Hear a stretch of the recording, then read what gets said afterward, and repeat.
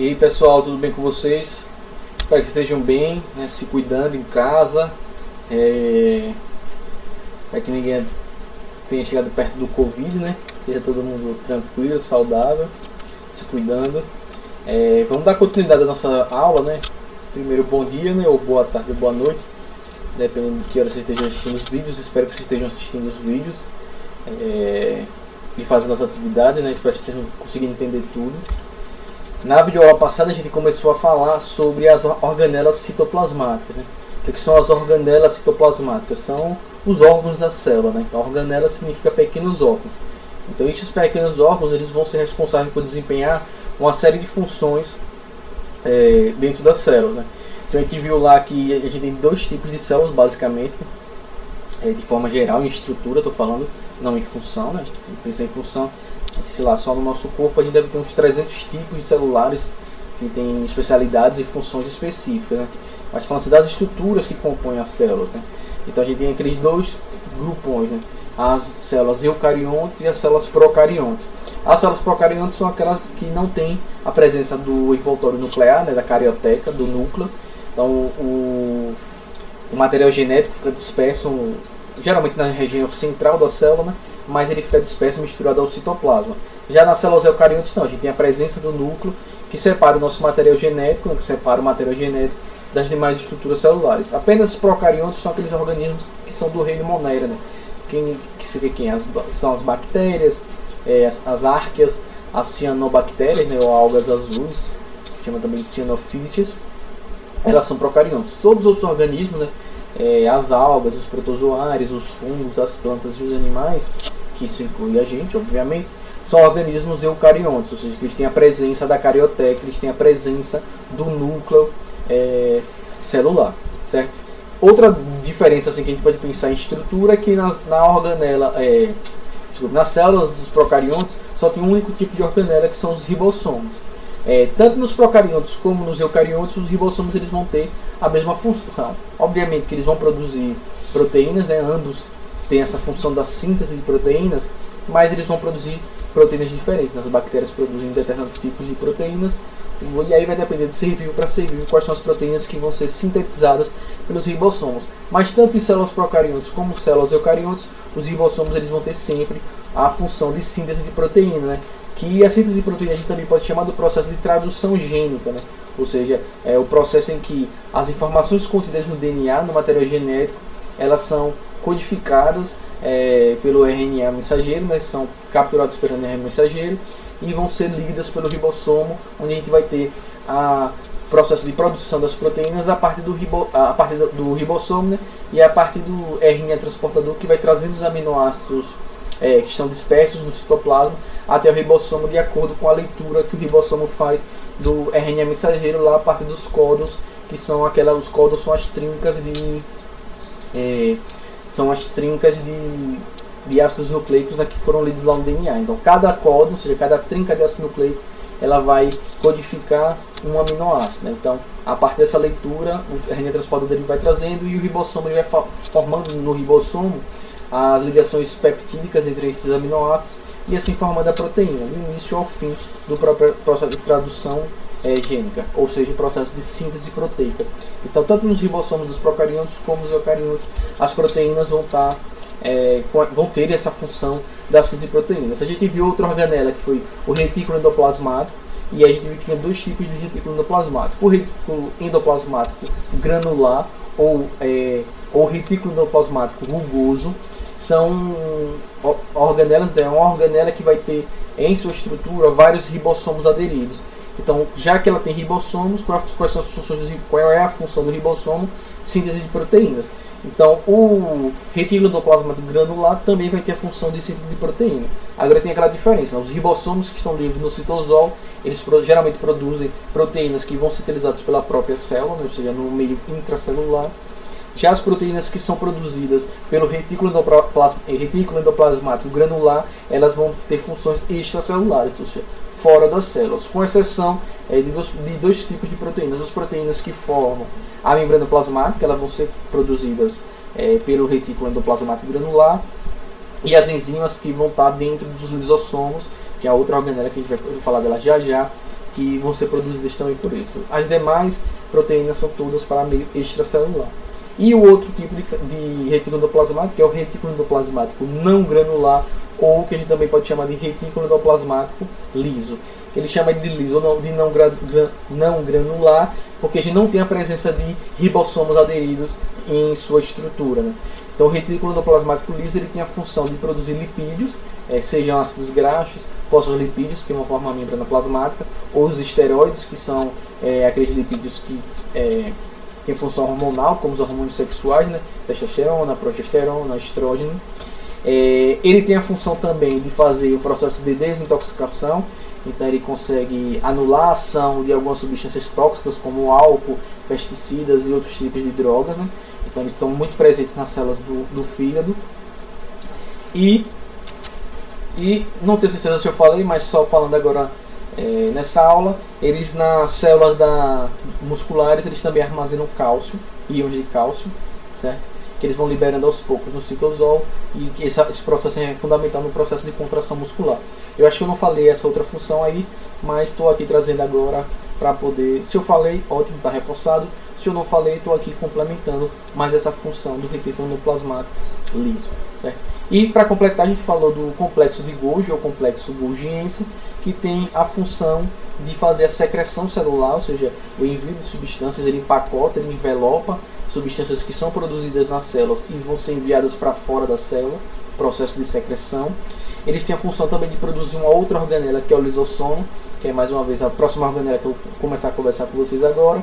E eles também são fundamentais, o complexo de Golgi é fundamental no processo de formação dos espermatozoides, que eles vão formar aquela estrutura que a gente chama de acrossomo ou acrossoma, que é uma estrutura, uma bolsa cheia de enzimas, que vai ser fundamental para a passagem do espermatozoide, ou seja, pela ruptura das estruturas que protegem o óvulo e assim possibilitar o processo de fecundação.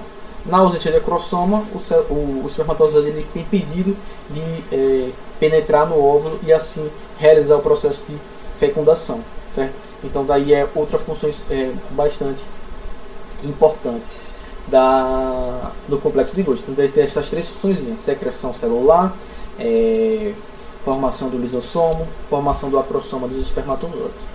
Vamos falar agora de uma outra organela, que a gente tem aqui, que são os lisossomos, ou lisossomo. O lisossomo, ele é uma organela que tem a função de fazer a digestão intracelular, ou seja, ele tem a função de digerir substâncias dentro da célula, certo? Então, uma determinada substância entra na célula, o lisossomo, ele vai lá e digere essa substância, né? Então ele tem essa membrana aqui externa, ele tem essas proteínas de transporte, que vão ser proteínas que vão servir para o deslocamento dele, e lá dentro a gente tem uma série de enzimas, essas enzimas hidrolíticas, que vão fazer o processo de digestão dessas substâncias no interior do lisossomo. Então eles vão ter essa série de enzimas diferentes, né? Pode ter enzimas que digerem DNA, RNA, proteínas, carboidratos, ou seja, tem várias enzimas. O meio dentro do lisossomo ele precisa ser um meio ácido, né? Essas enzimas que estão no interior dos lisossomos, elas só atuam em meio ácido. Então as membranas do lisossomo, elas têm bombas de hidrogênio e cloro, então eles ficam jogando do citoplasma para dentro do lisossomo esses íons para manter um pH ácido no interior do lisossomo, para que essas enzimas consigam digerir todas essas substâncias no interior do lisossomo. O citosol ele tem um meio neutro, quase que neutro, entre 7, variando lá em 7, mas tem um meio mais neutro.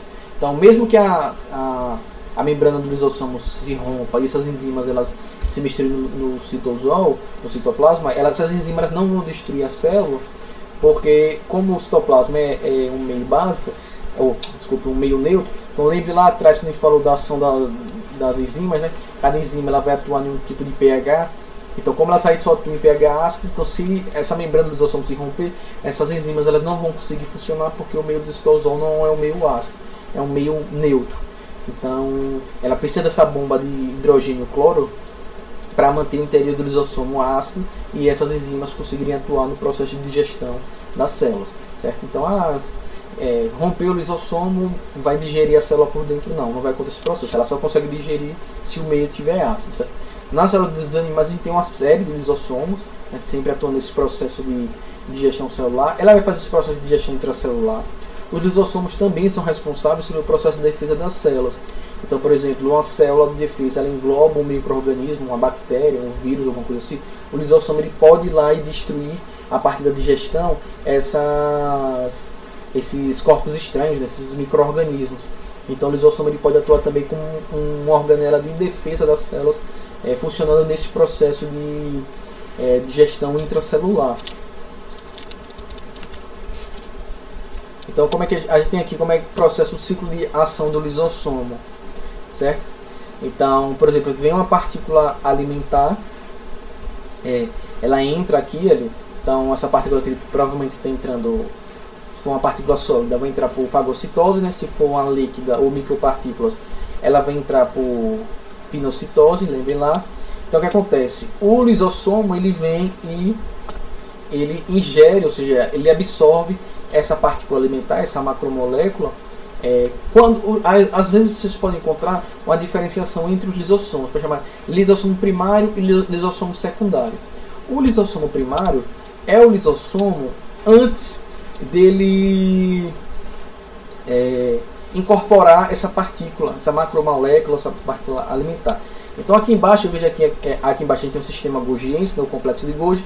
Ele forma aqui os lisossomos. Então o lisossomo primário é o lisossomo que está livre lá no citoplasma, mas ele não ingeriu ainda nenhuma partícula. Então aí a gente diz que é o lisossomo primário. Quando ele ingere, então você tem aqui o fagossomo, né, que é aquela bolsa que ela formada lá quando essa estrutura ela entrou por fagocitose, essa molécula entrou por fagocitose ou por pinocitose. Então o que acontece? O lisossomo primário ele vai se combina ao fagossomo ou pinossomo. Nesse caso, desse esquema é o fagossomo. Então o lisossomo primário ele vai, se une ao fagossomo, então as membranas se conectam e aí a gente forma o que a gente chama de lisossomo secundário.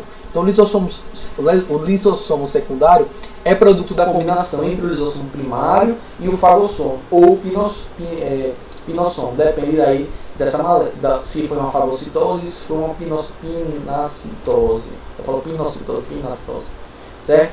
Então pinossomo ou fagossomo. Então o lisossomo primário é a organela lá sem ter se combinado com o fagossomo ou pinossomo. E o lisossomo secundário é quando você tem essa combinação. O que acontece? Quando eles se combinam, o fagossomo e o lisossomo,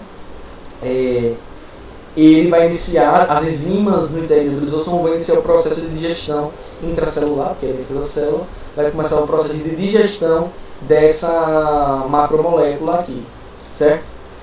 Então ele pode formar o que a gente chama do vácuo digestivo.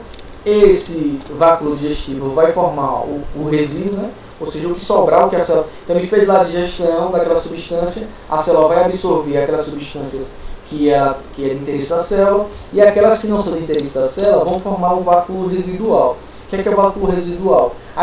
O que sobrar desse processo digestivo e que a célula não vai utilizar. Então o que ela faz? Esse vácuo residual se liga à membrana plasmática e forma um processo de exocitose, né? Ou plasmocitose, ou seja, ele vai liberar, você vai lançar para fora da célula aquelas partículas que não é de interesse da célula, certo? É como se fosse aí a célula fazendo o cocô dela, ou as fezes dela, certo? Então aqui é o processo de digestão. Professor, e o que é esse negócio de lá que tem vácuo autofágico? Quando o lisossomo ele faz a digestão de partículas que vêm fora da célula, então essas partículas são absorvidas por fagocitose ou pinocitose. Então quando o lisossomo faz a digestão dessas partículas, a gente diz que é um processo de heterofagia, ou seja, fagia é comer, né? E hétero é diferente, algo diferente, né? Distinto, de fora, né? Vamos dizer assim. O que a gente chama de autofagia. O lisossomo, então, além de fazer a digestão intracelular, além de fazer a defesa celular, ele vai ter uma outra função que a gente chama de autofagia. O que é o processo de autofagia? É um processo que a gente pode chamar de suicídio celular.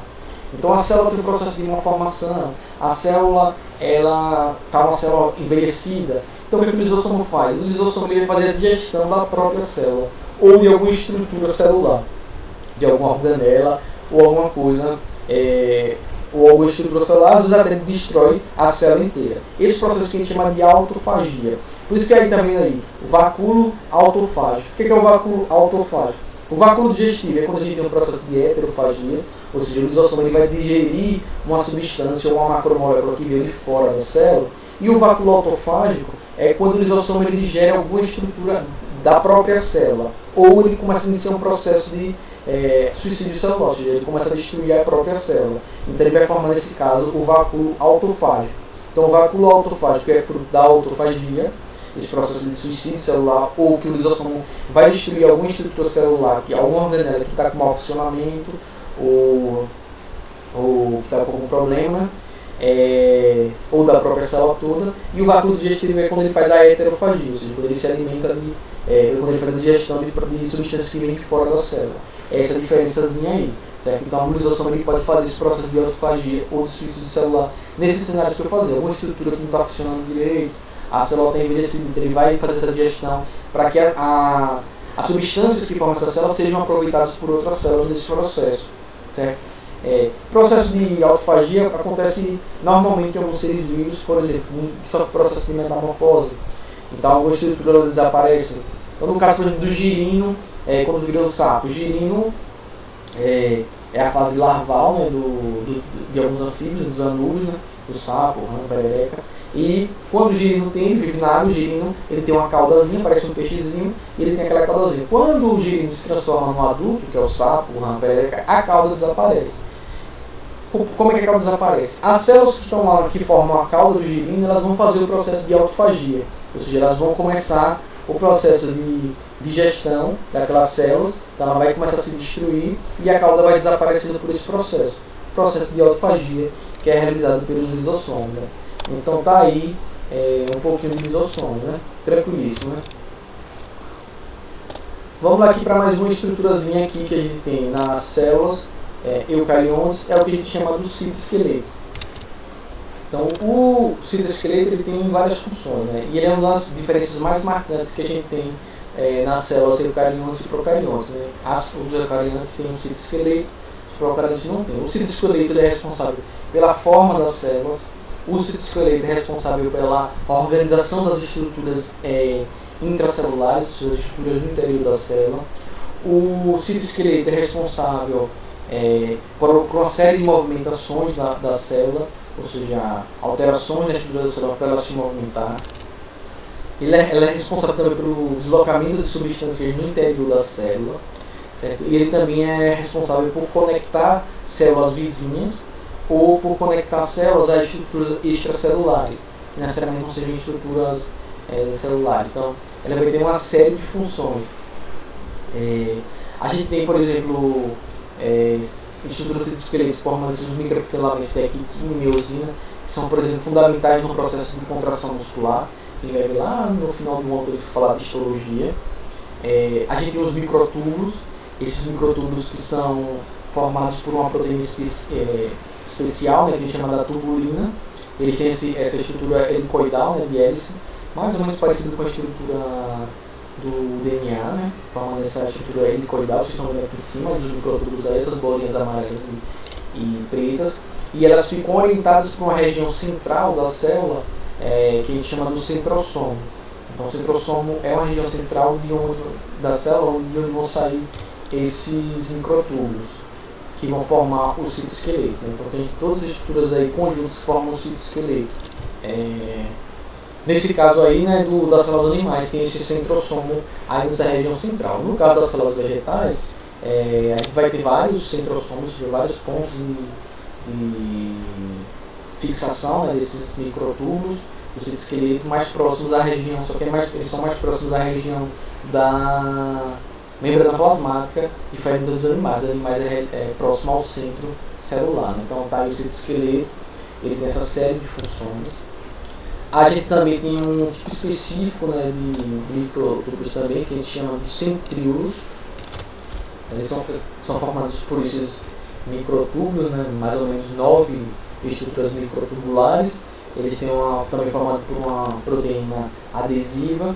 Eles têm capacidade de se autoduplicar, porque eles fazem isso no processo de divisão celular. E eles são bastante importantes, os centríolos, no processo de divisão celular propriamente dito, né?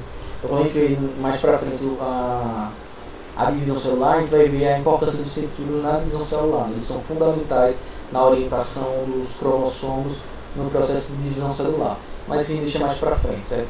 Estou falando aqui, mas a gente vai ver a ação dos centríolos quando a gente for falar mais para frente na divisão celular. Certo? Beleza? Então, aqui. Só para eu acabei não falando, né? O processo de transporte da substância no meio intracelular a gente chama de ciclose, certo? Então eu falei que os microtúbulos, né, e o esqueleto têm a função de fazer esse transporte de substância interior celular, no interior celular, a gente chama de ciclose esse processo. E das movimentações que eu falei lá atrás, eu estava falando de fagocitose, eu falei, tem um processo de formação, na fagocitose tem um processo de formação dos pseudócitos, que são aqueles falsos braços que a célula faz para agregar macromoléculas. Algumas células elas fazem um movimento ameboide que elas utilizam também pseudópodos, mas não para absorver macromoléculas, mas para elas se deslocar. Então ela usa esses pseudópodos como se fossem braços. Então elas lançam os pseudópodos, se prendem no substrato e meio que vão se arrastando. Esse é um movimento que a gente chama de movimento ameboide e é feito a partir dessa estrutura aí do citoesqueleto. Ele contribui nessa processo de movimentação, principalmente dos microtúbulos. Outra organelazinha que a gente tem aqui são os peroxissomos. Os peroxissomos eles têm a função de fazer o processo de desintoxicação celular, ou seja, eles têm que fazer um processo de quebra de substâncias tóxicas, né, na célula. Principalmente o peroxissoma ele é muito específico no processo de quebra de uma substância que é o peróxido de oxigênio, o peróxido de hidrogênio, né? Então o peroxissomos, por aí daí deriva o nome dele, ele vai fazer o processo de desintoxicação das células, mas especificamente e principalmente ele vai fazer o processo de quebra de uma substância que é o peróxido de hidrogênio, que é o que a gente conhece popularmente como água oxigenada. Naturalmente, nos processos metabólicos das células, as células elas podem estar produzindo, podem produzir, né, o peróxido de hidrogênio, a água oxigenada, que é essa substância tóxica, ou seja, em grandes concentrações nas células, elas podem levar à morte das células. Então, o peroxissomos, a partir desse core cristalóide, né, que é presente em algumas células, nesses peroxissomos, que tem uma série de enzimas que vão fazer esse processo. Então, eles vão quebrar as moléculas de peróxido de hidrogênio, da oxigenada, vão separar elas e formar água e oxigênio, que não são, obviamente, água e oxigênio não são tóxicos, mas o peróxido de hidrogênio, a água oxigenada é bastante tóxica. Então, é por isso que muitas vezes a gente, sei de vocês, não teve vocês, mas no meu tempo, na minha juventude, tem muito tempo, né? Às vezes a gente se machucava, né, quando as pessoas corriam ainda, e tipo, a minha mãe ela botava água oxigenada na ferida, e esse processo, a água oxigenada, né, ela faz um processo de oxidação. Ele geralmente coloca a água oxigenada nas feridas para elas destruírem células de bactérias, micro-organismos que podem causar infecção naquela ferida, né? Então se utilizava muito isso como uma forma para impedir que os ferimentos da gente infeccionassem. Então, porque a água oxigenada ela é tóxica para as células, né? Então, naturalmente elas vão ser produzidas, mas a gente vai ter essa organela aí, o peroxissomos, para fazer o processo de quebra da água oxigenada e separar ela em água e em oxigênio. Então ela é fundamental aí nesse processo. Temos aqui outra organelazinha aqui que são, deixa eu só diminuir para vocês verem lá por completo, que são as mitocôndrias. Já tá ruim de ver, né? Pronto, aqui a gente tem a mitocôndria ou as mitocôndrias. Essa organelazinha aqui a gente vai, mais para frente, quando a gente for estudar metabolismo energético, vai ser fundamental vocês lembrarem dela aqui.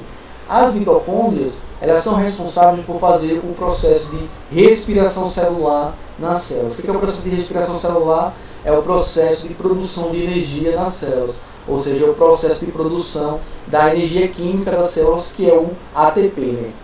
Então o ATP, que é a molécula química que quando a gente viu lá no transporte, na bomba de sódio de potássio, no transporte ativo, eu falei do ATP, né? Então o ATP é essa molécula energética que as células utilizam para desempenhar suas reações, as suas funções, né? Então a moeda energética que as células utilizam é o ATP, ou seja, a molécula energética que as células utilizam é o ATP. E esse ATP ele é produzido a partir do processo de respiração celular que vai ser feito nas mitocôndrias. Então está aí a estrutura da mitocôndria, né? O que é que tem de interessante na mitocôndria? A mitocôndria ela é formada por duas membranas, ela tem uma membrana externa e uma membrana interna. Você tem a matriz mitocondrial, que é essa partezinha azul, que é o centro da mitocôndria.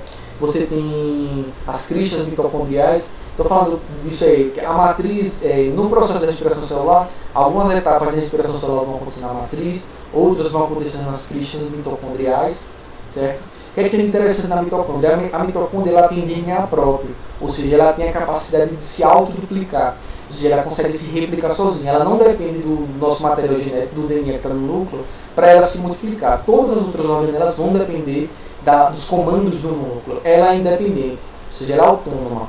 Não, autônoma, né? Então ela consegue se replicar sozinha. Ela consegue produzir as suas próprias proteínas a partir daqueles grânulos, né? Ela consegue se autoduplicar e ela vai ter essa função aí da respiração celular do processo de produção de ATP. Lembra lá que eu falei das mitocôndrias, como eu estava falando lá falando de origem da vida, né, da origem das células eucariontes, procariontes, e a mitocôndria é aquela organelazinha que eu falei que ela muito provavelmente surgiu no processo que a gente chama lá da endossimbiose, né? Ou seja, da combinação de organismos vivos diferentes e começaram a viver em uma relação mutualista, ou seja, em uma relação de benefício de ambos, mas eles conectados, e depois passou a formar um ser vivo. Tá, aí são algumas evidências que reforçam a ideia da endossimbiose, né? Que a mitocôndria tem DNA próprio, que ela tem capacidade de se replicar, que ela consegue produzir suas próprias proteínas, que ela tem duas membranas, provavelmente a membrana interna é de origem desse primeiro organismo lá que foi fagocitado, né, mas não foi digerido, começaram a viver juntos em simbiose, e essa membrana externa muito provavelmente é de origem do fagossomo dessa células lá primitivas que englobaram essa mitocôndria, certo? Então tá aí as mitocôndrias fundamentais. Quando a gente for falar de respiração celular, a gente vai trazer de volta as mitocôndrias, porque tem etapas da respiração celular, uma parte acontece no citoplasma, uma parte na matriz mitocondrial e parte nas cristas. A gente vai voltar lá, mas agora vocês precisam saber o quê? Que a mitocôndria é responsável pela respiração celular, que é o que? A produção de energia, né, as moléculas de ATP. E é interessante também saber essas características, né? Que ela tem DNA próprio, que ela consegue se replicar, ou seja, se autoduplicar de forma autônoma, que ela produz suas próprias proteínas, beleza? Vamos falar agora das organelas que tem nas células das plantas, mas não tem nas células dos animais, né? Então as células das plantas têm todas as organelas que a gente falou anteriormente, que tem nas células dos animais, mas as que eu vou falar agora, que são duas, né? Só tem nas células das plantas, beleza? Além de lembrar da parede celular, né, que as plantas têm parede celular em suas células, os animais não têm. Vamos falar primeiro aqui do que chama dos plastídeos. Na verdade, os plastídeos são organelas, são conjuntos de organelas, são conjuntos de organelas que têm funções diferentes, né? Aí, dependendo de cada função dela, a gente chama de um nome diferente. Por exemplo, os cloroplastos são os plastídeos que são responsáveis pelo processo de fotossíntese das plantas. Então, eles têm essas várias estruturas, né? Os tilacóides, lamela, os grânulos. Quando a gente for falar de metabolismo celular, que a gente vai estudar fotossíntese, eu vou explicar o que acontece em cada uma dessas estruturas, certo? O que tem de interessante aqui nos cloroplastos? A mesma coisinha lá da história lá das mitocôndrias. Tem duas membranas, tem DNA próprio, ou seja, os cloroplastos eles têm capacidade de se autorreplicar, independente do DNA, do material genético, do DNA no núcleo. Tem ribossomos, eles também produzem suas próprias proteínas, e eles vão ser responsáveis pelo processo de fotossíntese, né? Então, os cloroplastos têm uma origem muito similar à das mitocôndrias, né? Você acredita também que eles surgiram a partir do processo lá da teoria da endossimbiose, que que a gente viu lá no começo do ano. São as mesmas características que da mitocôndria. Só existem os cloroplastos como plastídeos das células vegetais? Não, a gente tem outros plastídeos, né? A gente tem os cromoplastos, cromo significa cor. Então são plastídeos que eles não vão ter a clorofila, né? A clorofila é o pigmento que é responsável pelo processo de fotossíntese, né? Pela captação de alguns espectros da luz para fazer a fotossíntese. Os cromoplastos não têm clorofila, eles vão ter outros pigmentos que vão dar cor a algumas estruturas das plantas, como algumas flores e frutos, né? Por exemplo. A gente tem os leucoplastos, que são plastídeos que vão fazer armazenamento de carboidratos, e quando eles se tornam mais complexos a gente pode chamar de amiloplasto.